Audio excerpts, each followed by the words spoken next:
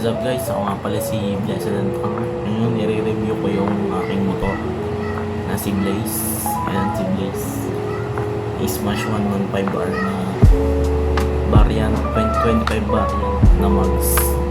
Pinas lagi namang traffic, talagang smooth na smooth yun. Yung smash na yun, sakto lang sa mga nagtitipid, sa mga hindi naman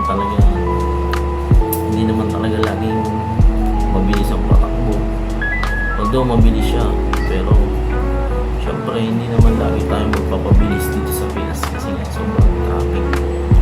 Kurang tipid niya yung 100 mo, kahit ikot-ikutin mo bayan nyo ng 5 beses, siguro bago maubos yun, sawa ka nakakamotor. Tapos na kasi naka-disc brake siya, tapos naka-mags. Yun, talagang wala ka nang hahanapin, hindi ka na masyadong mag-upgrade ng pangdiinan, yung tipo naka-scope ka tapos bibili ka ng ganito ganyan ng 4 kasi yun, talagang naka-mags na pag binili mo siya. Bali ang gagawin mo doon, pagkabili mo, alisin mo na yung interior niya para talagang tubeless agad. Yun yung pinaka-the best doon na unang gagawin, unang upgrade sa motor mo. Hindi naman siya upgrade, totally hindi siya upgrade. Masarap siyang pang long ride. Kasi yun, nadala ko na yun sa Bicol. Nadala ko siya sa Bicol noong December. Kasal naman ang pinsan ko. First cousin ko. Ayun, ginamit ko siya. First time ko rin nun, drive pa Bicol. Solid, sobrang solid. Smooth na smooth. Hindi siya yung parang puta, hindi siya nag-overheat. Hindi siya nag-overheat. Ang pinaka-the-best doon, hindi siya nag-overheat. Kasi mula Laguna hanggang ano yan, Kalawag na may welcome doon, yung welcome Bicolandia. Doon ako tumigil nun, promise talaga doon ako tumigil kasi solo ride nga ako.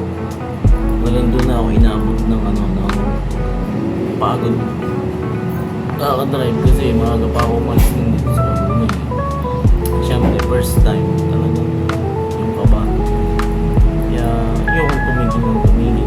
So yun, mula dito hanggang Lopez yata yun. Ay, hindi. Yung papasok ng Oo, Lopez yata yun. Oo, Lopez. Yung may shell doon. Doon ako nagpakarga ng pangalawang pero hindi pa siya masyadong empty. Sobrang tipid niya talaga. Eh, magana lang full tank nun. 280 pero 280 kasi na yun eh. Talagang hindi pa siya sobrang empty. 1 bar ba. Rat ulit ako, Kalawag, Nagkawayan. Basta narating ko yung dilgal ko. Smoke talaga. Ahon. Hindi talaga smooth siya. Ahon. Motor na yun. Talagang hindi ko masasabing kasi gawa yan ang Suzuki, talagang matibay yan. Pang doon, malakas sa ahonan.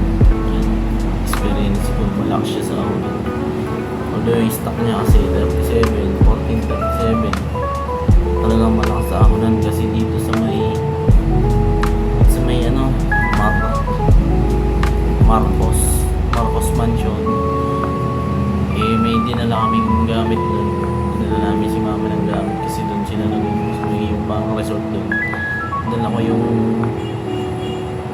isang bag na puno ng mga gamit, tapos angkas ko pa yung partner ko para siya may bibigat.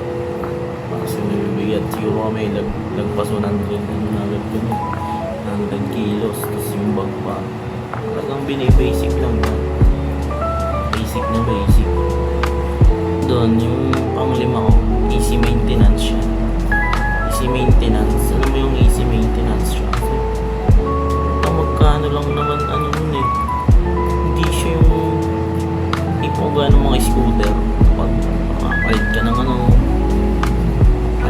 kadena,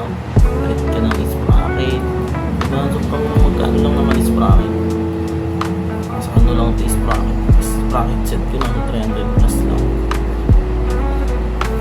300 plus, tapos di ba pag sa scooter magkano yan, yung panggilid, di ba, magkano rin. Pero syempre ganyan-kanyang preference pa rin talaga. Ang motor. Yung pinaka ano dun. Ba, kayang-kaya talaga kasi nga maganda yung ano niya. Yung airbox niya nakaangat. Yung airbox ng Smash nakaangat yan. Diyan sa may harap. Makikita niyo yan dyan sa may tapalodo ng unahan ng gulong nyo. Nandun yun sa taas. Nakaangat siya. Kaya kahit hanggang pupod mo yan, easy lang yan dyan. Hindi yan mamamatay. Basta nakasigunda ka lang. Sigunda. Dahan lang. Yung bigyan mo steady lang. Bumba. Baka makaigo. Yung pag-upgrade ka sa kanya, easy lang din. Kasi murang-mura lang yung mga ano niya, mga nilalagay dyan sa motor mo. So ngayon, ayun na muna yung ano sa MC ko. Tapos napaka-angas talaga. Ano parang basic lang yung mga basic tipid pa. Ganun.